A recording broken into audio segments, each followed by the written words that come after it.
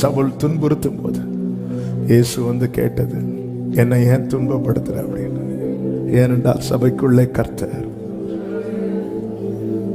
ஆமென். கேட்காம இருக்க மாட்டார், ஒரு நாள் கேட்பார். அன்னைக்கு அங்க ஒரு சேஞ்ச் உண்டாகும். நமக்குள்ளே கிறிஸ்து இருக்கிறார். நமக்கு விரோதமாக எழும்புகிற ஆயுதங்கள் அவர் உள்ளே இருந்து சும்மா இருக்கு. போட்ல தூங்கிட்டு இருந்தாலும் எழும்பி அதட்டுனார்ல. சில நேரத்தில் நமக்குள்ள சும்மா இருக்கிறது போலதான் இருக்கும், ஆனா படகு அக்கறைக்கு போக கர்த்தர் கிரியை செய்வார். கேரண்டி. வாழ்க்கை படகுல இயேசு இருந்தா படகு அமிழாது, அக்கறைக்கு போகும். 100% கேரண்டி. ஆமென் சொல்லி. கிறிஸ்து இயேசுவுக்குள், கிறிஸ்து இயேசுவுக்குள் நம்மை தமது நித்திய மகிமைக்கு அழைத்தவராயிருக்கிற சகல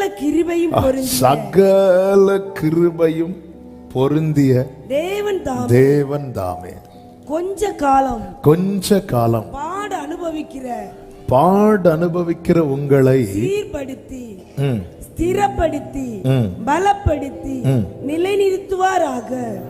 சீர்படுத்தி ஸ்திரப்படுத்தி பலப்படுத்தி நிலை நிறுத்துவாராக.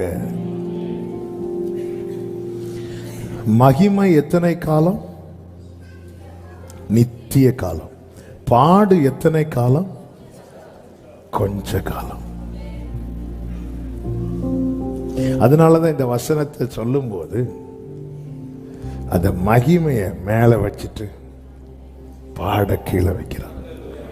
அதனாலதான் பவுல் சொல்லுகிறார், இக்காலத்து பாடுகள் இனி வெளிப்பட போகும் மகிமைக்கு ஒப்பிடத்தக்கவை அல்ல.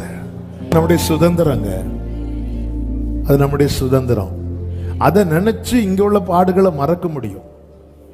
ஒரு ரிவருடைய இந்த பக்கத்தில் நம்ம ஒரு சின்ன வீட்டில் இருக்கிறோம். ரிவருக்கு ஆப்போசிட்டில் நமக்காக ஒரு வீடு கட்டப்பட்டு இருக்கு. இந்த வீட்டில் இருக்க முடியாது, ஏன்னா இது ஒரு சின்ன வீடு, ஒரு ரூம்.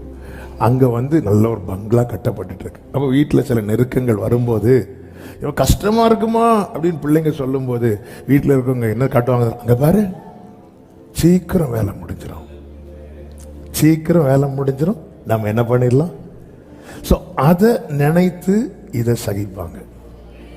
அதை நினைச்சு தான் இந்த பைபிள் வந்து ரொம்ப பியூட்டிஃபுல்லானது.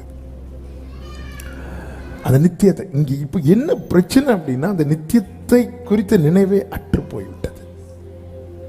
இந்த கொஞ்ச கால பாடுகளை நம்ம ரொம்ப ஃபோக்கஸ் பண்றோம்.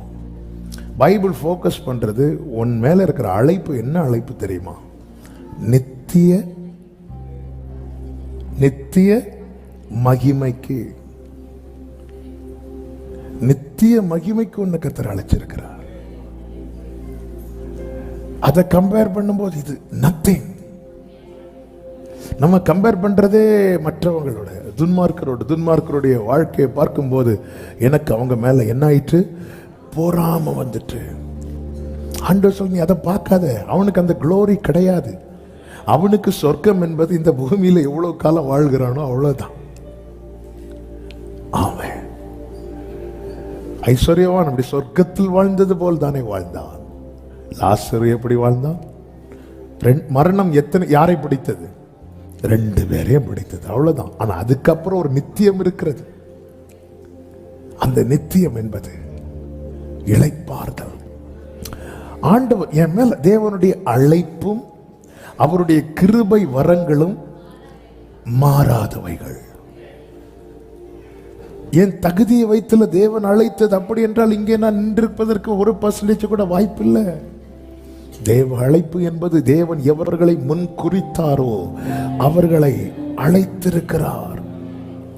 தேவனால் அழைக்கப்பட்ட ஒவ்வொருவரும் புரிந்து கொள்ள வேண்டும், இந்த அழைப்பு நித்திய மகிமைக்கென்று அழைத்திருக்கிறார்.